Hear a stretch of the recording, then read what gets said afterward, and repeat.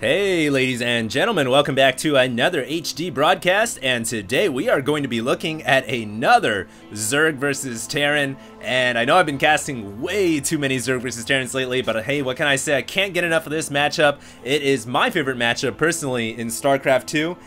Because it's just so action-packed most of the time, at least. And so I'll try to get some more Protoss matches in the near future, but for now we are going to be sitting back and enjoying a game between IdrA and Drewbie. So it is, of course, the Rage Master IdrA. I think that's like the unofficial nickname for IdrA currently. So I don't know how you guys want to call him, but I think he's a Rage Master. That's not a bad thing or a good thing. I mean, that's his nickname. So anyways, it is going to be IdrA versus Drewbie. Drewbie is a very well-known StarCraft 2 player as Terran. I believe he's with Root Gaming, although I could be mistaken. Don't quote me on that. But it is going to be a Terran versus Zerg here on Kulos Ravine.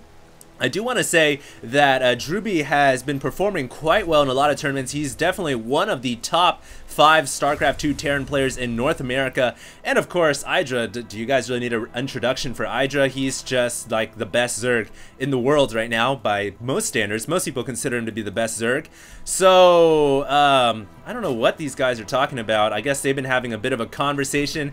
Every game that you have with IdrA, you will have a great conversation. You don't even need to watch the game. You just need to read the chat, and that will be more interesting than most. So I'll leave that to you guys. It looks like IdrA here is going to be playing some kind of a one-base build, not going to be going for a fast expand quite yet. So let's go ahead and talk about this map. It is Kulos Ravine. Very difficult to hold on to this natural expansion because of the fact that you've got this high ridge right here where Terrans love to land Vikings. Landing Vikings here or even Thor ships is deadly to the natural expansion of the Zerg player. So look for Drewbie to open with a 1-1-1 opening. He does have a barracks here, going to position that to block off Zerglings. On the other hand, of course, Zerglings are very good on this map as well due to all the rocks. It can be difficult for a Terran player to get his own fast expansion as well.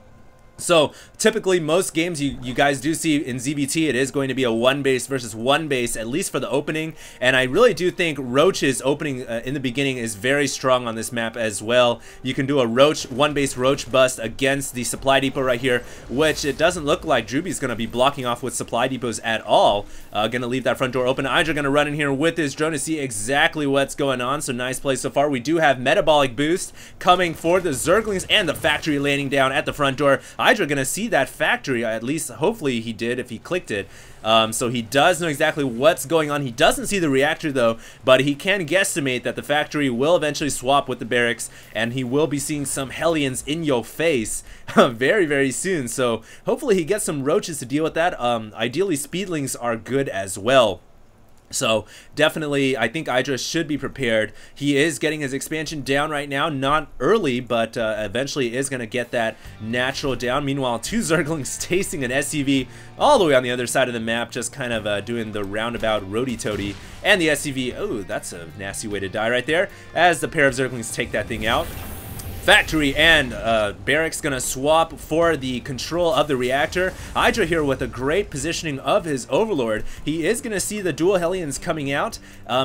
Interestingly enough, he doesn't have Roachhorn on the way, so he feels like his Speedlings are going to be enough to deal with the Hellions. And one thing he needs to do, which he's already begun, is spread this creep. He needs to connect the 2 bases, the natural and the main, and it is a pretty long route from the natural to the main to connect with creep tumors, but he needs to do that to hold off the Hellions, because the Speedlings, along with the creep speed bonus, will definitely be able to chase down Hellions no problem. So here we go. Drewbie already with 2 Hellions out, gonna wait for 2 more, I believe. He is also getting his command center down, not gonna be opening with the starport. He is actually gonna be playing mech this game instead. Hellion's gonna be running in here to try to do some harass, but there aren't even any drones at the natural expansion, and the Speedlings just gonna chase these Hellions down. These Hellions without proper micro, and Drewbie doesn't look like he's gonna be able to do it.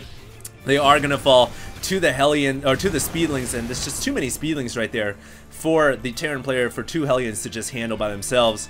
Meanwhile, economy-wise, we have IdrA, of course, coming ahead, pulling ahead with 4 drones to 26 over 22, also throwing down a spine crawler to deal with potentially more Hellions, getting a second extractor down after the layer has begun morphing in. And at this point, I think a nice idea for IdrA would be to would be to possibly go for Mutalisks. Mutalisks, obviously dealing with this natural expansion and then weaving in and out, can take out the main as well. And of course, because Drewbie is focused so heavily on this mech, he doesn't really have any anti-air. So I think if IdrA decides to go for Mutalisks, that could be a great opening. I really do not like Hydralisks on in Zerg versus Terran at all, and IdrA is getting a couple more extractors down, so look for him to possibly throw up a Spire. And yes, we do have a Spire. Where is it? There it is, tucked away. No, that's the Evo chamber. The Spire is actually being tucked in the center, so it is there to avoid the possibility of being scanned. So nice play from IdrA throwing down that Spire. And look for him to get some Mutalisk Micro, Mutalisk Harass on against Drewbie in the next couple of minutes. Drewbie here with a lot of Hellions on the map, but he does not know about the Spire. And even if he were to scan, he would not see the Spire right now. So this is not a good position for Drewbie to be in. And very soon there's going to be a lot of Mutalisks in his face. I'd like to see him get an Armory down and get a Thor out. Possibly, yeah, there goes the Armory, so he is going to be able to deal with the Mutas if he can get his Thor out in time. Hellions here coming in. The pre-igniter upgrade is almost done.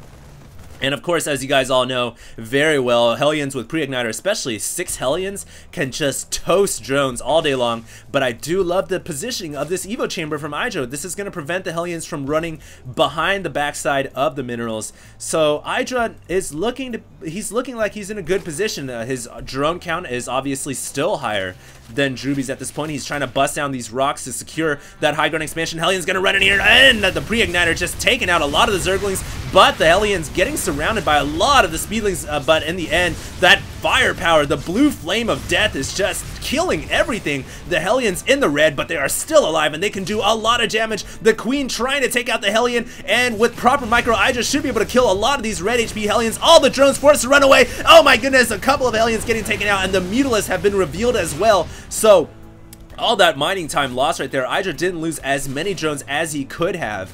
But I really think that was a great trade for Drewbie because he saw the Mutalisks. He knows exactly what to do right now. He needs to get an engineering bay up, which he has now. He's throwing up turrets desperately, and he doesn't not have a Thor out on the field, but oh, well, he's producing right now. So he should be in good position to hold off the Mutalisk harass. There are a lot of Mutas on the field. A second Thor being produced right now, and he needs to cover both the main and the natural. Can be tough, but the Thor is almost out, and that should be enough to deal with the Mutas. 1 turret up, 2 turrets up, tucked inside the mineral line to deal with all these Mutalisks.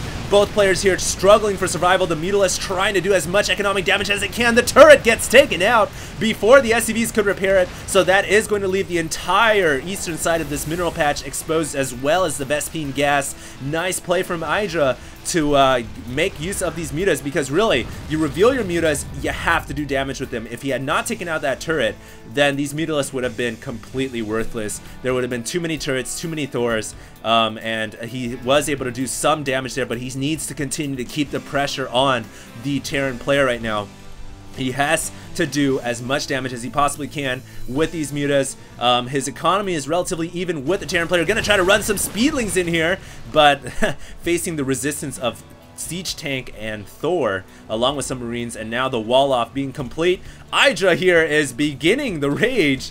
Oh my goodness, he's saying yay for Terran, getting a 3rd expansion down as well, realizing that he's just facing this brick wall against a Terran player. There's Thors and missile turrets. His Mutas and Speedlings are just completely worthless against this. He cannot afford to throw them into the Thor because, of course, this Javelin missile launcher does AoE damage and it does plus extra versus light. So IdrA here is in a tough